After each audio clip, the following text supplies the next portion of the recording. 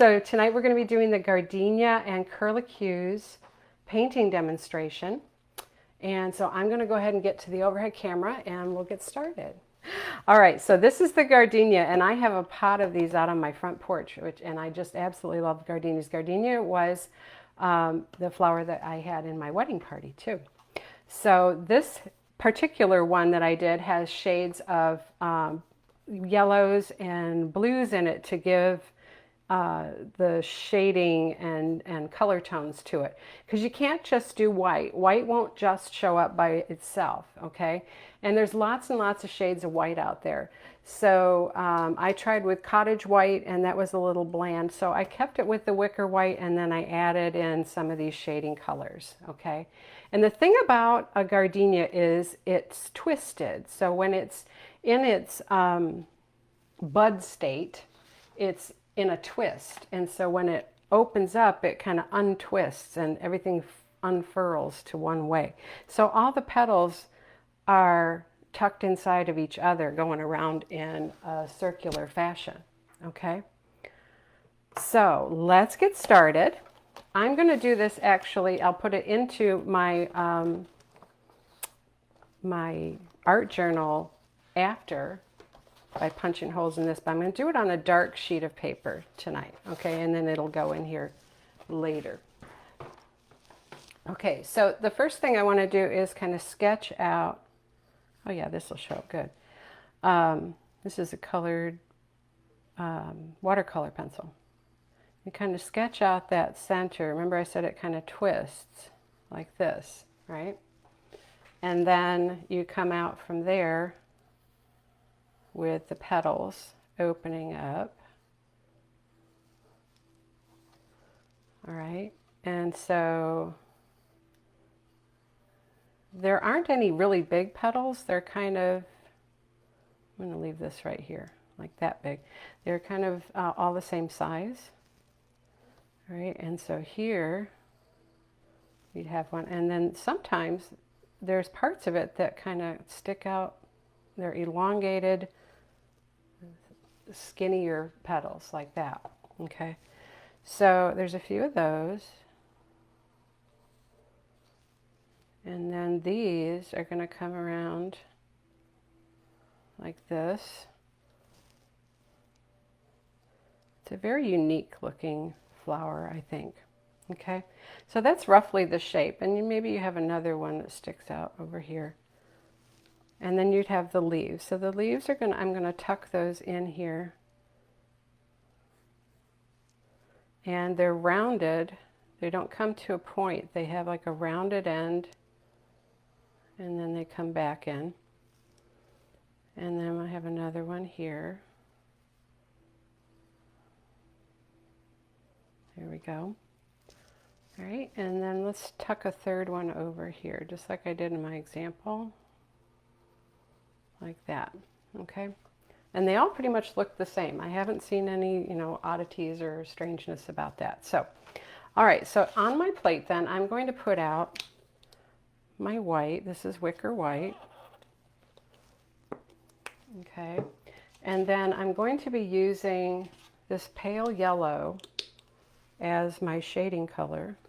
It's called pale yellow. If you don't have that, that's fine. You can just blend white with yellow to this pale color, or sunflower with yellow would be good too. And then I'm going to use this patina to kind of shade later. Now you can also, I used gray going around the outside edge of my flower to get it to show up against a dark background, but I won't be needing that for this. And then I've got citrus green and classic green for my leaf colors, with some touches of white. Okay. There we go. And we need some medium. We're on paper, and I want this to move well, so quite a bit of medium. Okay. So here we go. Now I'm going to get a 16 flat. You could use a 16 or a 3/4. For these size petals, that 16 should be fine.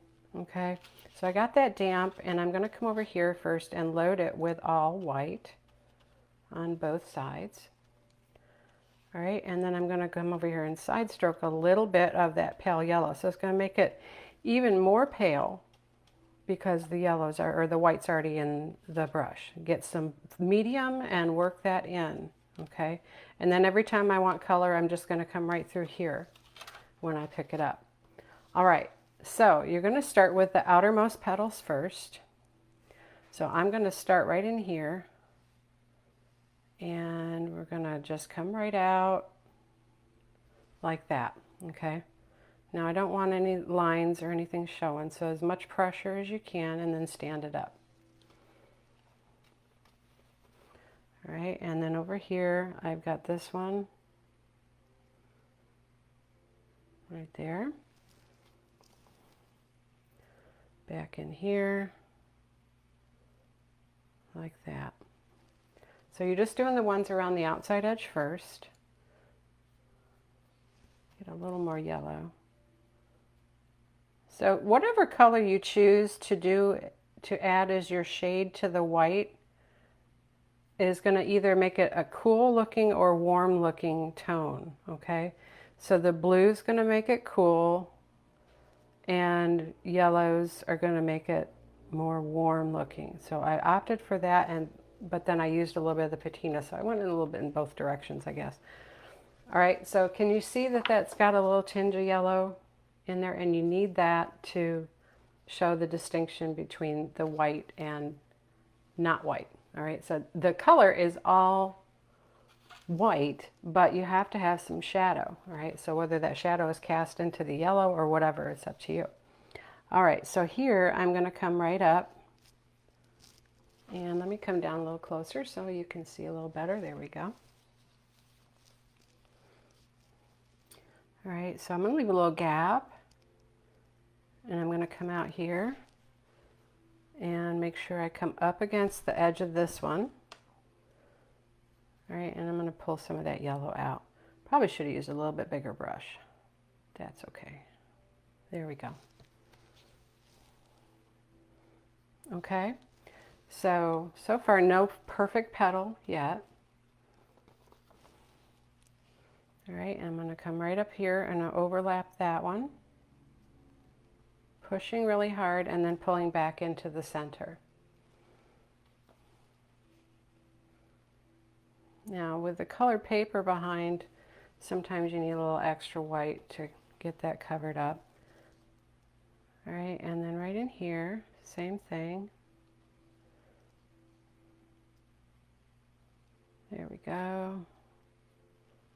Just like that.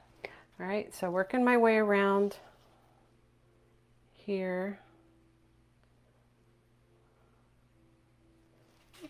Let me get a little more medium. I'm drying out a little bit. These are smooth petals, so very smooth, and just those touches of yellow is all you need to show the shadow inside the petals, okay? All right, so now we're going to come in and do the inside layers, and then we'll finish with the center. So I'm going to come right over here and overlap.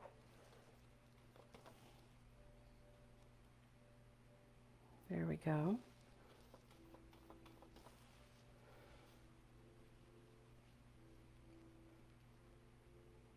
Okay. So we're just layering that white over white, but see how I can see all of those petals? A little more medium in the background, made them a little thinner, a little heavier white in the center, and the overlapping is going to help those to show up. Very smooth strokes. And right in here for the, oops, I missed one out there, didn't I? Let's come in and add that before I get too carried away. There we go.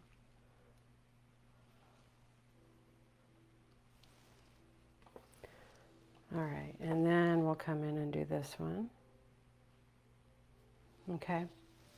So now we have this kind of spiral look that we need to add. And in the center, we're going to have these smaller strokes, but we're going to fill this all in. The short little, so see how they overlap there? Oops, let me get a little more yellow. Short little petals like that, and they overlap.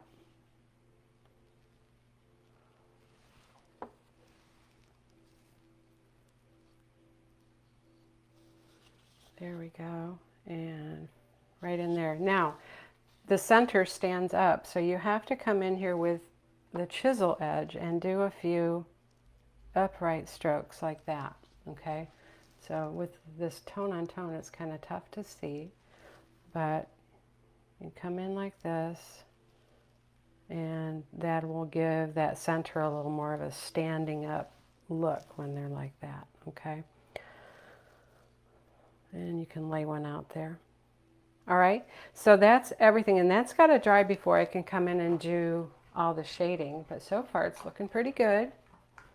And I'm cleaning this brush, and I'm going to load with my leaf color. So we'll add the leaves while the petals are drying, and then we'll come in and do the final details, okay? So now what I want to do is I'm going to double load. Let me back up now a little more. I'm going to double load with citrus and classic green. These are brighter green leaves, and some varieties have a darker color, so if you want more of the darker, waxier looking variety, then maybe go with something more like a thicket or a sap green. The sap's going to be more vibrant than your thicket's going to have a little bit duller tone to it, okay? All right, so now there's a couple of techniques to getting this leaf to look this way, okay? So the first thing you want to do is get the shape of the leaf.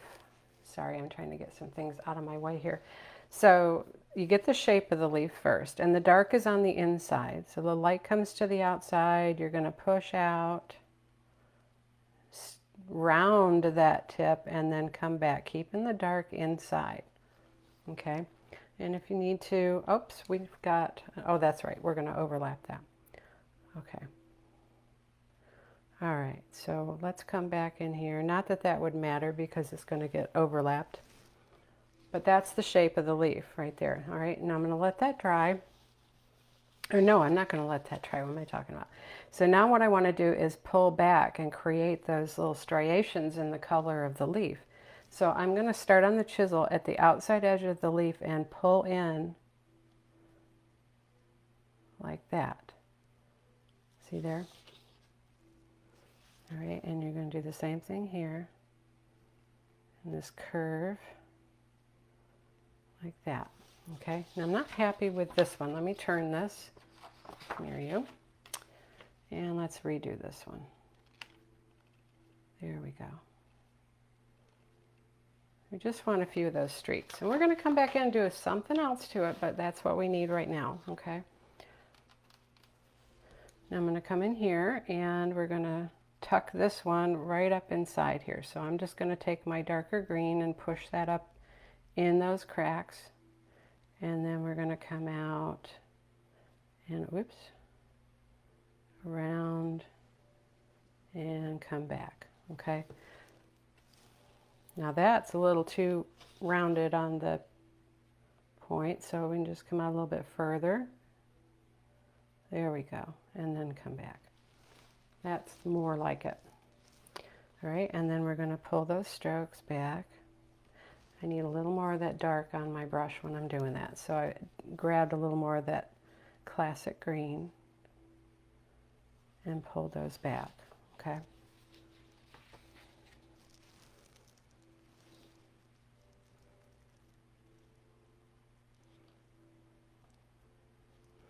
There we go.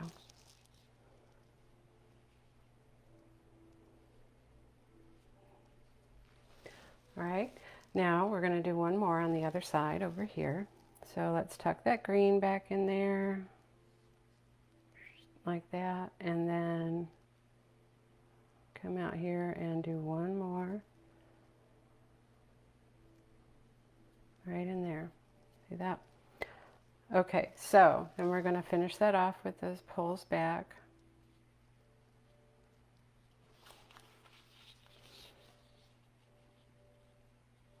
Takes you a minute sometimes to get your orientation, which way you're going to pull it. Okay.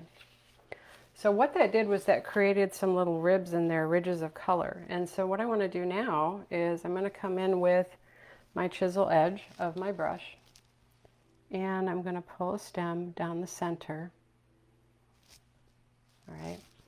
And now I can come in a little closer so you can see. like that. Now, done with that brush, I'm going to come and get my script liner. And let me get just some classic green on there. And I want to pull. Now, if it's not going to show up, you might have to switch to the lighter green, right? So that makes more sense. Pull those out. A little more light green. There we go.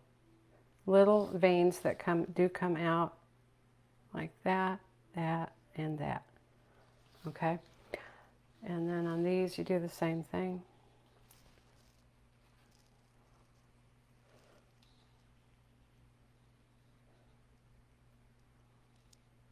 Out, out, out. And then I can come in with a little bit of dark and emphasize those, okay? Now,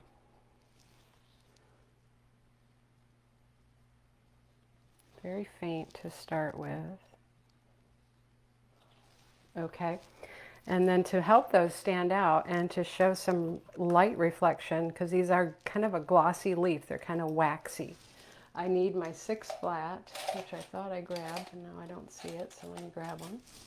Okay, so 6 flat, and I'm going to get some white, and then come over here and work that in with some of that classic green, because I don't want bright white on there necessarily. Okay, and so on the bottom edge where the light might be reflected, I'm going to pull in between those little segments in the leaf, a little bit of white. On the chisel edge of this brush, I'm just going to add a little bit of glare, okay? And then on this one, like that, all right? Just adds a little bit of shine to the leaf. Okay, now, with that same brush now, I'm going to come in and, no, not that same brush. Let's go to a 12 flat.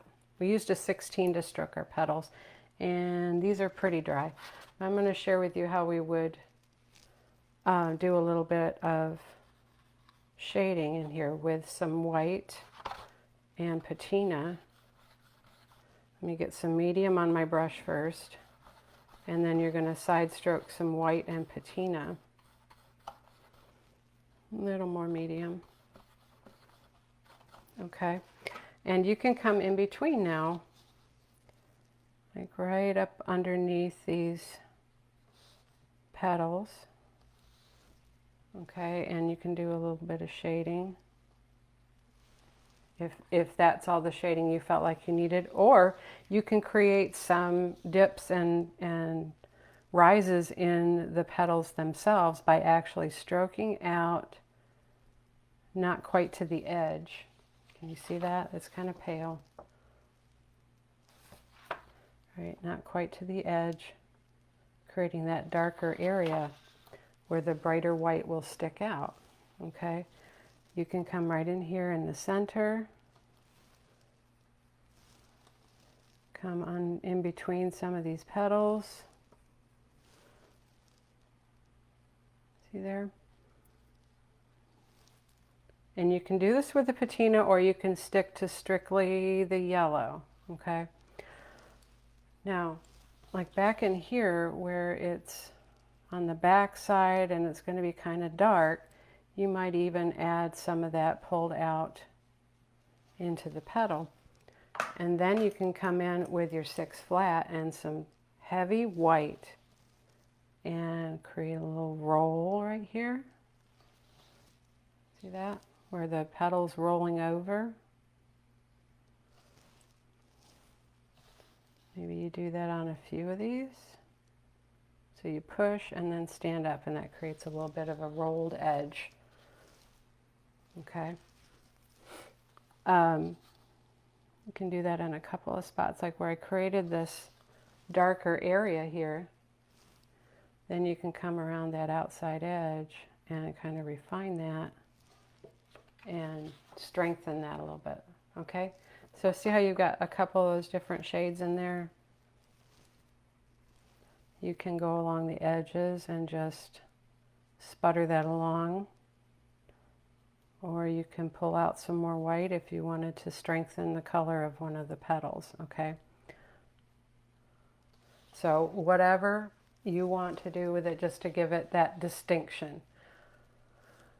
Now, last thing we want to do on this then is come in with our script liner, and you're going to put the stamens in. Okay, so these, it doesn't really have much of a stamen, but you do have a little bit. So I was going to just use this yellow, or you can use a touch of the green, or you could use orange, or I used a little orange in this one, right? Which I wasn't real thrilled with, so I don't think I'd do that again. But you just have these little pulls in here that kind of tuck into and around that center. See there? And there's your gardenia. All right, now the next thing I want to show you is the curlicue thing, okay? And I'm going to do it with white since I'm on a dark paper. Okay, when we're working with the script liner, okay, and you want to be up on the point, when you're loading a brush like this for curlicues, you need to go to water in the brush basin, clean water. So I've got water on here. Then you're going to, on your plate, swirl next to the puddle of color you're going to make inky. And you're going to keep doing that. And you might go back to the water 2 or 3 times to get that color swirled in there. But the important thing is that it's inky and it's all the way up the bristles of this brush, okay? So it's not just down at the tip, it's entire length of this long number 2 script liner. And the thing that's important here is that it's inky to a point where it's not going to drip off the end, but it will run down like ink in a pen, okay? So it's straight. The other thing that's important is that when you're holding this brush in your fingers, you want to come to this first knuckle right here, okay? And you're going to turn it straight up. And then the other thing is this pinky right here is really important.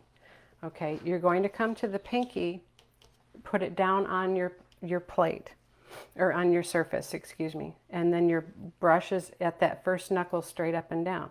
And so then when you're making circles with your finger, your pinky is riding on that surface, that practice paper, okay? So it's touching down here. I know for a lot of you, you say, oh, that feels weird, I can't do that.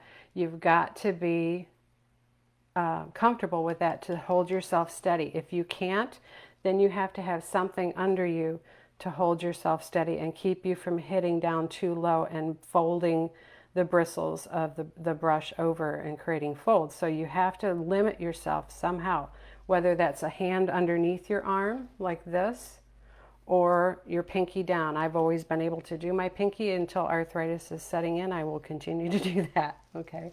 And no, you don't hold the ferrule. We never hold the ferrule when we're stroking, guys. We always hold the brush handle, not the ferrule. All right, so you take this to the knuckle, straight up and down, hold it like this, pinky down, make circles, and lower that brush down with that finger and thumb until it touches the paper, okay? And then you start making your curls. And this is where you stop lowering so that you stay on that tip. As soon as that tip touches, don't lower it anymore. And then you can make nice tight curls by by moving in very small circles, okay?